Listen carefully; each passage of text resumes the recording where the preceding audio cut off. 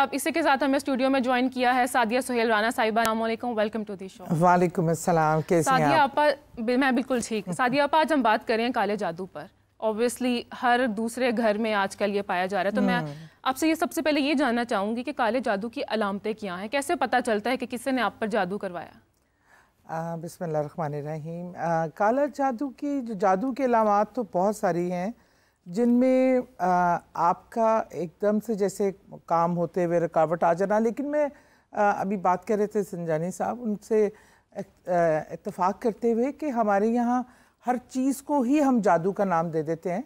इसमें मुख्तलिफ अवामिल होते हैं जी। और जादू से भी ज़्यादा जो चीज़ हमें नुकसान देती है वो नज़र और हसद है, और ये भी बहुत ज़्यादा डैमेजिंग है। लेकिन बाज़ औक़ात लोगों नज़र और काले जादू में फ़र्क भी नहीं कर पाते। हाँ, नज़र लगी है वजह है उसको भी इससे रिलेट करते हैं। देखिए, जादू असर होने में टाइम लेता है, नज़र तो उसी वक्त आपको अफेक्ट कर देती है। आपकी कोई लिबास आपको अच्छा लगा, नज़र लगी, उसी वक्त कोई चीज़ गिर जाएगी, ख़राब हो जाएगा।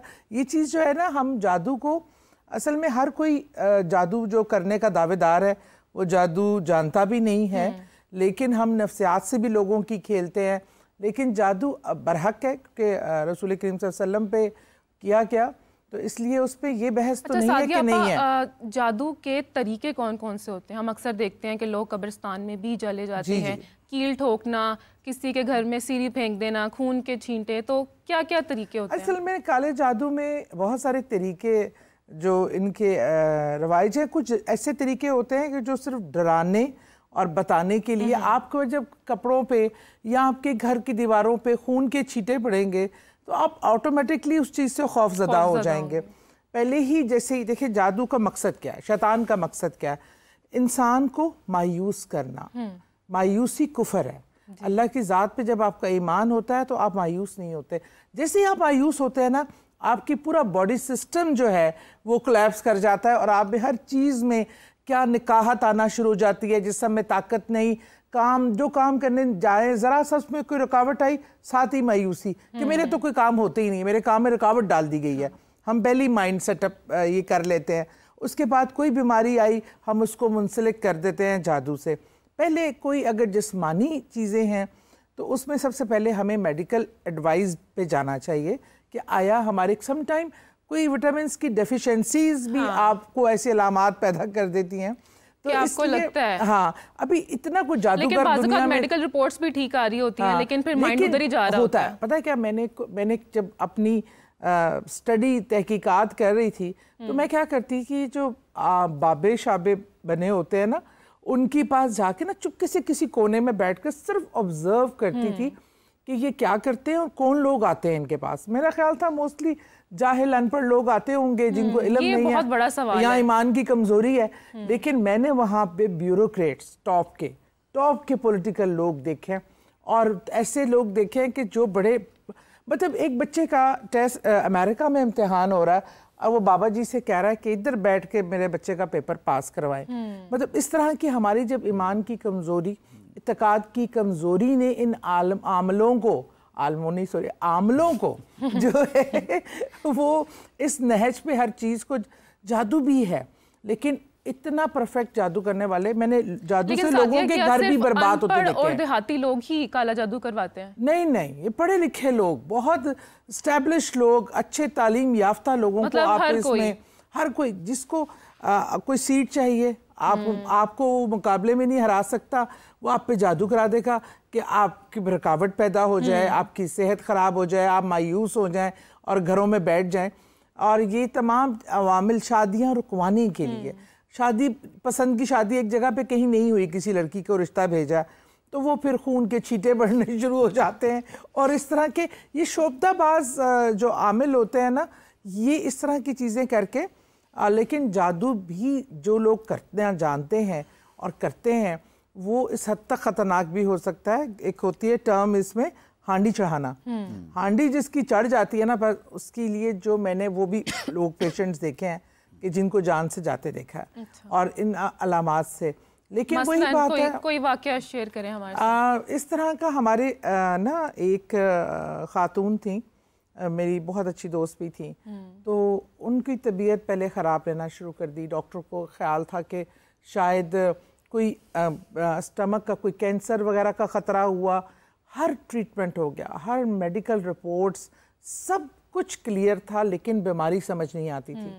और जो है एक दिन उस तरह वो ये कहती थी, मुझसे जब मुलाकात हुई तो काफ़ी ख़राब काम हो चुका हुआ था, तो मुझे उन्होंने कहा कि तुम यकीन मान लो, ये मेरा कोई यकीन नहीं मानते, लेकिन मुझे बीमारी कोई नहीं है, लेकिन मुझे जो अलामात है, मुझे जो चीज़ें नज़र आती हैं, मुझे लगता है कि कोई मुझे ना खींच के, मैंने उनको दम किया बैठ के ऐसे ही, तो अब अल्लाह ताला भी कोई मंजर दिखा देता है, तो मुझे बिल्कुल एक कब्रिस्तान में एक हांडी कब्र पे, और इतना मट्टी उड़ती, धूल उड़ती, और वो कब्र नज़र आई और उसमें हांडी दबी हुई नज़र आई। तो मैंने कहा कि अल्लाह रहम करे, मैं कहा इनका रूहानी इलाज जितनी जल्दी हो सके करवाएं, क्योंकि लेकिन हमारे यहाँ लोग तो इन चीज़ों को इतना समझते भी नहीं हैं, और आपको पता भी नहीं चलता कि असल इलाज करने वाले कौन है। हमारे यहाँ से होता क्या है, वो उससे ये चढ़ाई ही इंसान की जान लेने के लिए चाहती है। लेकिन जान लेने का इख्तियार तो मैं समझती हूँ सिर्फ रब्बुल इज़्ज़त के पास है, लेकिन अल्लाह ताला भी अपने बंदों को देखता है कि ये अपने ज़िम्मे ले रहा है एक अमल करके। एक्सीडेंट होते देखे हैं, जिस तरह हम किराए के कातिल हायर करते हैं ना, इस तरह मौक्किलीन हायर किए जाते हैं कि ये एक्सीडेंट में डेथ, एक्सीडेंट डेथ हो गई आपकी, अचानक खाली सड़क है, गाड़ी जाके टकरा गई, गाड़ी जाके नहर में गिर गई, इस तरह के हादसात और वाक़यात बेशुमार इस तरह की चीज़ें हैं। आप तो देख सकती हैं, आपने ऐसे मौक़िलात देखे होंगे। जो भी अल्लाह ताला जब दिखाना चाहता है तो दिखा देता है, नहीं दिखाना चाहता तो कोई भी नहीं देख सकता। लेकिन यकीन माने मैंने इस तरह, और मुझे आप एक्सीडेंट से पहले भी देख लेती हैं? नहीं, मेरे खुद साथ बहुत कुछ हुआ इस तरह के मामलात। फिर मैंने सीखा कि हर चीज़ का इलाज कुरान पाक में मौजूद है।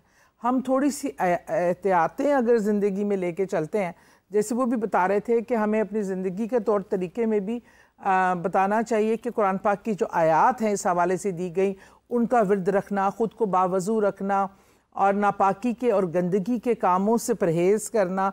हम सबसे बड़ी बात, हम अगर हराम का नवाला खाते हैं और फिर हम ये तवक्का रखते हैं कि हम पर बहुत ज़्यादा रहमतें और बरकतें नाजिल होंगी, हम हराम हलाल में जब तफरीक नहीं करते तो हम बहुत आसानी से इसका टारगेट बन जाते हैं हमारी, क्योंकि अंदर स्पिरिचुअल जो पावर्स हैं जो डिफेंड करती हैं वो कमज़ोर हो जाती हैं। तो इसलिए इसको मतलब ना इसके होने से इनकार है, लेकिन हर मसला भी जादू नहीं होता। कुछ चीज़ें जो हैं वो आजकल हर चीज़ का एक बाज़ लोग कमाने के लिए भी आप उनके पास जाते हैं तो बड़ा एक बुरा जादू है, बस पैसे बटोरने के तरीके भी और वो ये होता है कि वो आपका ना वो इशू फौरन ठीक भी हो जाता है, आपका ईमान उस बंदे पे इत्तेकाद बैठ जाता है। फिर क्या होता है, 4 दिनों बाद आपको फिर दूसरा मसला आ जाता है, आप कहते हैं यार उसने ठीक किया था, सदके के इतने पैसे लिए थे, ये था, चलो उसी के पास चलते हैं, वो ठीक होगा, वो आपको तीसरे में फंसा देगा, वो खुद ही फंसा रहा होता है, आपको छोटी छोटी हर्डल्स भेज रहा होता है, और आप भागकर बजाय कि अल्लाह से रुजू करें उसकी तरफ भागते हैं कि वो बचाएगा। मतलब इंसान ऐसे बंदे के पास जाके फंस जाता है जो बस आपसे पैसे लेना ही चाहता है। मैंने देखा है जो निकल नहीं पाते। मौलाना साहब, हम अक्सर ऐसे देखते हैं कि जादू तो हर किसी पर हो सकता है, लेकिन मैं आपसे ये जानना चाहूँगी कि आपके पास किस किस्म के ज़्यादातर लोग आते हैं जो जादू जिन पर हुआ होता है, किस टाइप का जादू हुआ होता है? हमारे पास जो लोग आते हैं उसमें 1% ऐसे लोग होते हैं कि जिन पे कोई जादू का या जिन्नात का असर होता है। और ये बात याद रखें कि आमिल का साहब अमल होना ये बहुत ज़रूरी है, उसका अपना पाक होना बहुत ज़रूरी है। अगर वो ख़ुद गलाजत में है, शरीयत की हदूद की खिलाफ वर्जी कर रहा है, तो मेरे पास एक घर था, तो उनका मसला ये था कि इंसानी गलाजत उनकी दीवारों के साथ मल दी जाती थी, और वो दरवाज़ा धो पाइप के साथ दरवाज़ा बंद करते और फिर जब दोबारा खोलते तो फिर इंसानी गलाजत दीवारों के साथ थी। अब इस पर बहुत सारे लोग वो इस तलाश में थे कि पता चले कि ये ख़ुद साख्ता है या ये कोई जादू के ज़रिए या जिन्नात के ज़रिए हो रहा है। तो जब हमने उसका अमल किया तो वो बिल्कुल जादू था, और अल्हम्दुलिल्लाह सुम्मा अल्हम्दुलिल्लाह अल्लाह पाक ने उन्हें इस बात से निजात दी। कुरान करीम में ख़ुद रसूल करीम एक रवायत है कि 10 आयात ऐसी हैं बड़ा ही नादान है वो बंदा जो इनके जरिए अपने आप को महफूज ना कर ले। सूरह बकरा की पहली 4 आयतें, आयतुल कुर्सी वाली 3 आयतें और सूरह बकरा की आखिरी 3 आयतें। अच्छा, कोई ये अमल नहीं कर सकता तो बिल्कुल छोटी सी आयत अर्ज करता हूं कि वो इसका विरद करे, और इसमें बड़ी ताकत है। वइज़ा बतश्तुम जब्बारीन, इसमें बहुत ताकत है। ये सूरह शुअरा की आयत है। इसे तसलसल के साथ विरद करे, और अगर अल्लाह तौफीक दे तो इसे चाहिए कि सूरह कहफ की इब्तदाई 10 आयात, ये जैसा मरीज होता है वैसा उसका नुस्खा जो है वो तैयार कर दिया जाता है।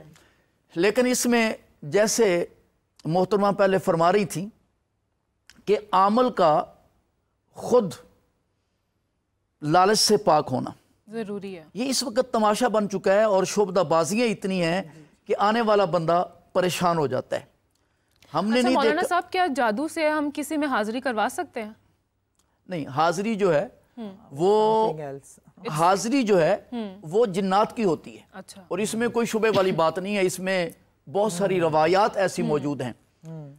बाकी एक बात मैं ज़रूरी समझता हूँ, मुझसे पहले मौसूफ ने कहा, याद रखें ये इख्तलाफ राय का हक है ना हर एक को। रंगों में या पत्थरों में तासीर नफ़े नुकसान की मालिक ज़ात सिर्फ एक अल्लाह की है कि सैयदना फ़रूक आज़म रज़ी अल्लाह तआला अन्हु जैसी ज़ात हजर अस्वद के सामने आकर कहती है, इन्नका ला तनफ़उ वला तज़र, तू जन्नत से आया लेकिन नफ़े नुकसान का मालिक नहीं। इसे शौक से पहने, ज़ौक़ से पहने, लेकिन ये हाजत रवा नहीं है।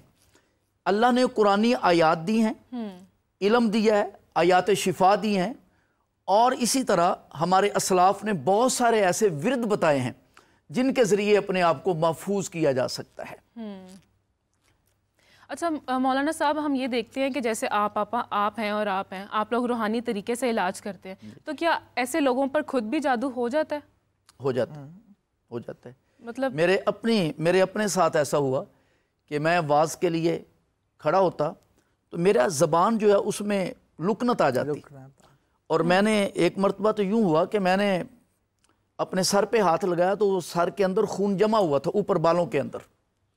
तो मैंने अपने शेख से रब्ता किया, तो उन्होंने फिर मुझे एक अमल बताया, और मैंने ख़ुद अपने ऊपर उसका बतौर इलाज जो है उसको किया। और आम लोगों के लिए ज़रूरी है कि 33 आयात होती हैं कुरान पाक की मंजिल के नाम से, उसे ज़रूर उसका एहतमाम करना चाहिए, एहतमाम किया जाए। अच्छा आपा, हम अक्सर ऐसा देखते हैं कि जिस पर जादू हुआ होता है तो उसको ख्वाब में भी मतलब पता चल जाता है कि उस पर हुआ हुआ है। फॉर एग्जांपल, अगर मेरी एक जानने वाली थी, उन्होंने ख्वाब में देखा कि उनकी जो किताबें हैं ना पढ़ने वाली, उनको मोटे काले धागे से सिया जा रहा है, तो इसका क्या मतलब होता है? देखिए, अल्लाह ताला ने इंडिकेशन इंसान को मोहतात करने के लिए, चीज़ों को बताने के लिए ख्वाब का एक सिलसिला है। अच्छा, सारे ख्वाब भी सच्चे नहीं होते, लेकिन कुछ ऐसे ख्वाब भी होते हैं जो आपको आपके हालात, आने वाले खतरात और अपने दुश्मनों से आगाह करते हैं। ख्वाब में बहुत ज़्यादा ये छिपकलियाँ, लेकिन ये समझ हर किसी को तो नहीं होती ना। इसलिए कहते हैं कि एक तो ख्वाब हर एक को बतानी भी नहीं चाहिए, साहिब इल्म को बतानी चाहिए, ताकि वो आपको सही उसकी ताबीर बता सके। और हमेशा जब कोई बुरा ख्वाब देखें तो अपने लेफ्ट साइड पे 3 बार लाहौल पढ़कर थूक दीजिए, और अल्लाह से हमेशा कहें कि अल्लाह ताला इसमें मेरे लिए बेहतरी पैदा फरमा और मुझे इसके शर से बचा जो इसमें मौजूद है। अल्लाह से दुआ सबसे पहला एक है। दूसरा ये कि कोई साहिब इल्म होगा, वो आपको इसका बेहतर तरीका सदकात बता देगा कि आप सदका हर तकलीफ़ को टालने का नाम है, हर बला को टालता है। तो बड़ी बड़ी आफात और बलाएँ जो आप पर की तरफ बढ़ रही होती हैं, वो सदक़े से अल्लाह ताला उनको टाल देता। या आपको अपनी ज़िंदगी में नॉर्मल रूटीन में भी मामूल बनाना चाहिए कि सदकात, खैरात, ये चीज़ें मतलब डेली लाइफ में ये ऐड किया जाए। और इसमें कोई ज़रूरी नहीं है कि आप कोई महंगा बकरा ही दे रहे हैं, जो आपकी आप जितना दे कर सकते हैं। 50 रुपए की भी कोई चीज़ लेके दे सकते हैं। इवन मैं तो कीड़े मकोड़ों को, जानवरों को खिलाने का भी बहुत एक ऐसा है